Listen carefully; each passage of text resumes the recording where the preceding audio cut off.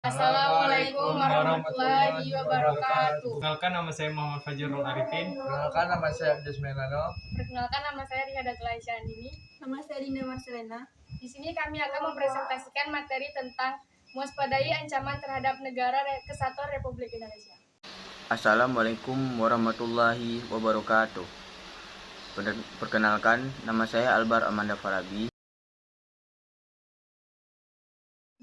Ancaman terhadap integrasi nasional. 1. Ancaman di bidang ideologi. Pancasila sebagai ideologi bangsa masih sangat rawan terhadap berbagai bentuk ancaman.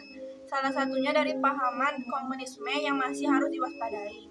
Usaha untuk mengganti Pancasila dengan ideologi komunis pernah dilakukan 2 kali oleh Partai Komunis Indonesia (PKI). 2. Ancaman di bidang politik. Ancaman di bidang politik dapat bersumber dari luar negeri maupun dalam negeri. Gerakan separatis atau separatisme adalah kegiatan yang dilakukan oleh sekelompok masyarakat Indonesia yang ingin memisahkan diri dari negara Indonesia. 1. Republik Maluku Selatan atau RMS. Gerakan Republik Maluku Selatan merupakan gerakan separatis yang menolak integrasi yang hanya ingin membentuk negara sendiri yang lepas dari negara Indonesia Timur (NIT) maupun NKRI. 2. Gerakan Andi Aziz. Gerakan separatis yang berlangsung di Makassar dilatar belakangi oleh sikap penolakan Andi Aziz terhadap masuknya TNI ke wilayah Sulawesi Selatan. Ketiga, PRRI atau Parsemesta. Gerakan PRRI atau Parmesta terjadi disebabkan hubungan tidak harmonis antara pemerintah pusat dan daerah, terutama di Sulawesi dan Sumatera. 3. Ancaman di bidang ekonomi. Ancaman di bidang ekonomi terbagi menjadi 2, yaitu ancaman internal dan eksternal. Ancaman internal diantaranya 1. Inflasi, 2. Pengangguran, 3. Infrastruktur, 4. Kebijakan ekonomi yang merugikan rakyat. Sedangkan ancaman eksternal 1. Ketergantungan terhadap asing, 2. Daya saing yang rendah, 3. Kinerja ekonomi yang buruk. 4. Ancaman di bidang sosial budaya. Ancaman yang berdimensi sosial budaya dapat dibedakan atas ancaman dari dalam dan ancaman dari luar. Ancaman dari dalam didorong oleh isu-isu kemiskinan, kebodohan, keterbelakangan, dan ketidakadilan. Isu tersebut menjadi titik pangkal timbulnya permasalahan seperti separatisme, terorisme, kekerasan, dan bencana akibat perbuatan manusia. Ancaman dari luar timbul sebagai akibat dari pengaruh negatif globalisasi.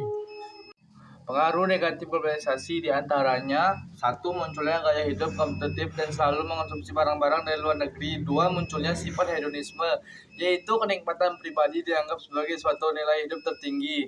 3. Adanya sikap individualisme, yaitu selalu mementingkan diri sendiri serta memandang orang lain itu tidak ada dan tidak bermakna. 4. Munculnya gejala westernasi, yaitu gaya hidup yang selalu berorientasi kepada budaya barat tanpa diselaki terlebih dahulu. 4. Semakin memudahnya semangat gotong royong, solidaritas, kepedulian, dan kesetiakawanan sosial. 5. Semakin lunturnya nilai-nilai keagamaan dalam kehidupan bermasyarakat. 5. Ancaman di bidang pertahanan dan keamanan. Ancaman di bidang pertahanan dan keamanan wujud ancaman di bidang pertahanan dan keamanan pada umumnya berupa ancaman militer. Ancaman militer adalah ancaman yang menggunakan kekuatan bersenjata dan terorganisasi yang dinilai mempunyai kemampuan membahayakan kedaulatan negara, keutuhan wilayah, dan keselamatan segenap bangsa. Ancaman militer dapat berupa 1. Agresi. Suatu negara yang dikategorikan mengancam kedaulatan negara, keutuhan wilayah. 2. Pelanggaran wilayah. Bentuk lain dari ancaman militer yang peluang terjadinya cukup tinggi adalah tindakan pelanggaran wilayah Indonesia oleh negara lain. 3. Pemberontakan bersenjata. Pemberontakan bersenjata melawan pemerintahan Indonesia yang sudah merupakan bentuk ancaman. Dan yang keempat, sabotase dan spionase. Indonesia memiliki sejumlah objek vital nasional dan instalasi strategis yang rawan terhadap aksi sabotase sehingga harus dilindungi. 5. Aksi teror merupakan bentuk kegiatan terorisme yang mengancam keselamatan bangsa dengan menebarkan rasa ketakutan yang mendalam. 6. Ancaman keamanan laut dan udara, kondisi geografi Indonesia dengan wilayah perairan serta wilayah udara Indonesia yang terbentang pada pelintasan transportasi dunia yang padat. Strategi mengatasi Konflik berbagai ancaman komunal, terhadap gangguan bidang keamanan ideologi, dalam negeri yang politik, terjadi ekonomi, antar kelompok sosial, budaya, masyarakat. pertahanan dan keamanan, serta ketahanan nasional.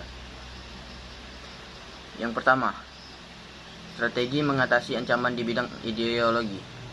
Upaya untuk menangkal ancaman di bidang ideologi adalah melalui kebijakan dan langkah-langkah yang tepat dan inisiatif, yaitu dalam rangka bela negara. Bangsa Indonesia harus mampu menunjukkan eksistensinya sebagai negara yang kuat dan mandiri, namun tidak meninggalkan kemitraan dan kerjasama dengan negara-negara lain. Strategi dalam mengatasi ancaman di bidang ideologi adalah dengan menjadikan Pancasila sebagai nilai-nilai yang hidup di dalam masyarakat atau sebagai living ideologi. Yang kedua, strategi mengatasi ancaman di bidang politik. Bangsa Indonesia harus mampu menunjukkan eksistensinya sebagai negara yang kuat dan mandiri, namun tidak meninggalkan kemitraan dan kerjasama dengan negara-negara lain dalam hubungan yang seimbang, saling menguntungkan, saling menghormati, dan menghargai hak dan kewajiban masing-masing negara. Dan ketiga, strategi mengatasi ancaman di bidang ekonomi.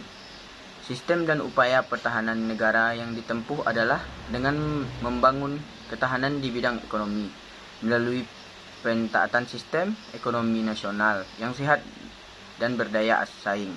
Untuk menghadapi ancaman berdimensi ekonomi dari internal, prioritas kebijakan dapat berupa pencitraan lapangan kerja pada karya sebagai solusi pemberantas kemiskinan.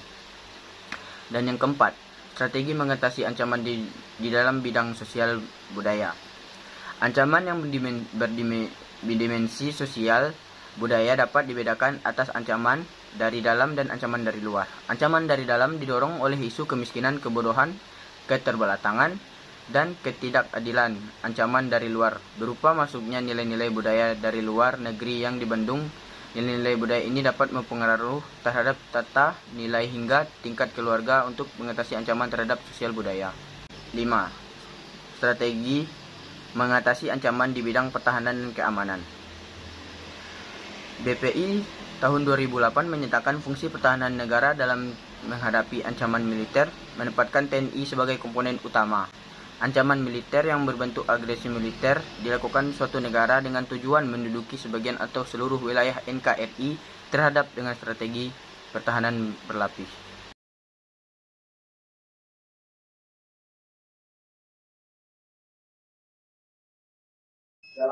Dua, perspektif ketahanan nasional. Pengertian ketahanan nasional menurut Lembaga Ketahanan Nasional adalah kondisi dinamis bangsa Indonesia yang berisi keuletan dan ketangguhan dalam menghadapi dan mengatasi segala ancaman, gangguan, hambatan, dan tantangan baik yang datang dari luar maupun dari dalam negeri langsung atau tidak langsung, yang dapat membahayakan integritas, identitas, serta kelangsungan hidup bangsa dan negara. Terdapat 3 sudut pandang terhadap ketahanan nasional. 1. Ketahanan nasional sebagai kondisi. Perspektif ini melihat ketahanan nasional sebagai suatu penggambaran atas keadaan yang seharusnya dipenuhi. Keadaan atau kondisi ideal memungkinkan suatu negara memiliki kemampuan mengembangkan kekuatan nasional sehingga mampu menghadapi segala macam ancaman dan gangguan. 2. Ketahanan nasional sebagai pendekatan, metode, atau cara. Ketahanan nasional menggambarkan pendekatan yang integral. Integral dalam arti pendekatan yang mencerminkan antara segala aspek atau isi. 3. Ketahanan nasional sebagai doktrin. Ketahanan merupakan salah satu konsepsi khas Indonesia yang berupa ajaran konseptual tentang pengaturan dan penyelenggaraan bernegara. 3. Gagasan ketahanan nasional. Perkembangan mengenai ketahanan dimulai sejak tahun 60-an, yang dirintis oleh para perwira ABRI di Saskot dan oleh peserta KRA 1, yang mengembangkan konsep berjudul ketahanan revolusi. Saat itu, Lemhas masih terus melakukan pengkajian untuk menyempurnakan gagasan tersebut. Menyempurnakan baru dapat diselesaikan pada 1969, yang menggariskan bahwa ketahanan nasional adalah keuletan dan daya tahan kita dalam menghadapi segala ancaman, baik yang datang dari luar maupun dari dalam, yang langsung maupun tidak langsung, membahayakan kelangsungan hidup negara dan bangsa Indonesia.